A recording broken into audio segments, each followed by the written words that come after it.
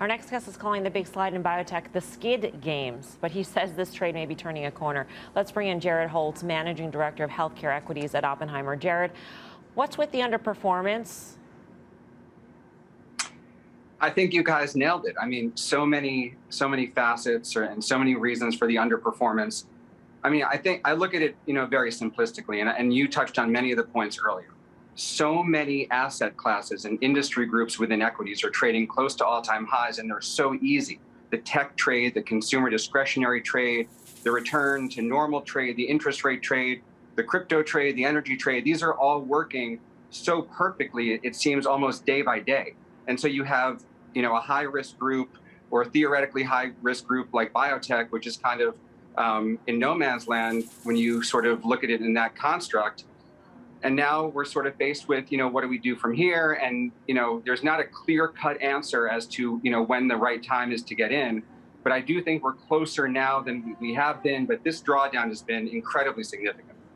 Even when you take a look at the IBB, which is what our traders here on the panel tonight, would like to focus on because just the weighting of it, the holdings, et cetera, et cetera. When you take a look at the largest components here, do you see that these components are near bottoms? I mean, can you say that there is leadership in this group that's ready to turn around to quote unquote rescue this ETF?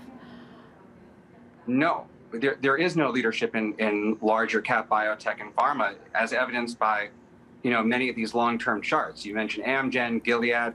Gilead's been a flat stock for 5 years. So, if you exclude Moderna and BioNTech, which have obviously been insane stocks over the past couple of years for obvious reasons, you're really not left with anything. Pfizer, 20 years of, if you pull up that chart, it hasn't moved in 2 decades. And so you're left with large cap pharma, large cap biotech, which are really not leaders at all. And when you look at the long-term performance of many of these stocks, it doesn't leave a lot to be desired, especially for portfolio managers that can own anything. If they don't like the first layer of this group or the large cap names in this group, I think it's a low probability event that they're going to want to peek under the hood and pick stocks that are smaller.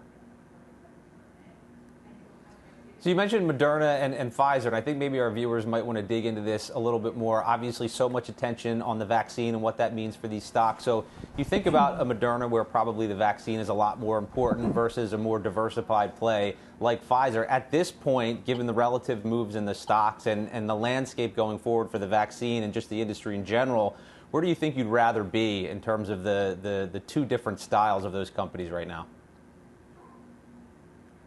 Well, it's a difficult one. It's obviously you're dealing with two stocks that have, in my estimation at least, two very disparate investor bases. One that's much more momentum and retail driven in Moderna, and Pfizer are more healthcare dedicated.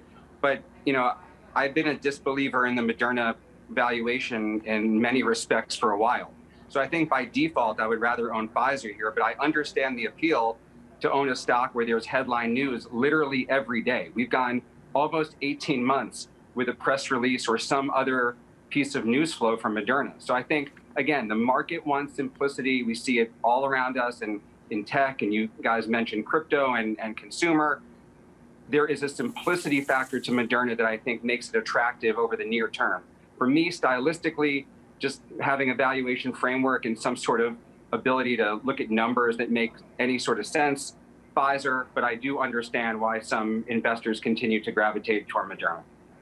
Jared, if you're a viewer out there and you're taking a look at IBB and you're thinking, oh, you know what, it doesn't sound like the prospects are very good, what can you tell that person in terms of where this ETF, where its components could be in, say, 6 months to a year? Well, I think so much of that depends on what the risk appetite is broadly. When you look at what investors like today, and are they going to stick with the themes that have been working? Is large cap tech going to continue to lead?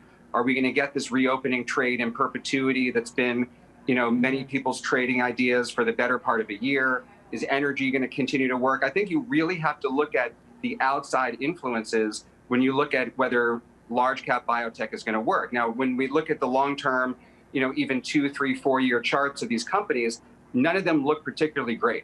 So it's difficult to really tell what's going on here. To me, this is it's more of a defensive trade. It's a very low PE group. I like that. I think that the prospects are still positive. There's R&D efforts being made every day. There's further consolidation, which is going to shore up pipelines. So yes, at some point, the group makes sense. But I understand, why investors are reticent. And I actually like the XBI more because it's come in more. And I think all of, most of the research and development that's getting the sort of the key focus is happening at these smaller companies.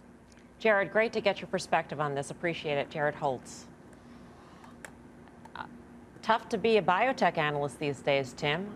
When you get an analyst saying you got to take a look at all the other factors in the market to determine whether or not your group is going to go higher, that's tough when you're a fundamental analyst.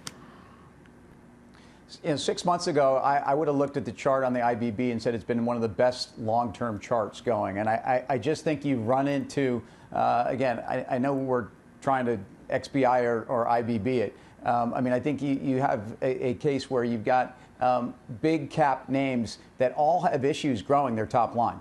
And so look at Amgen. They've got declining businesses in asthma, in cancer, and the whole goal is to kind of extend the duration of these drugs. Neulasta is being downgraded. So I think, in the case of Gilead, you've got, Hep C, you've got HIV drugs that fortunately have changed the world, but are not great for these drug companies.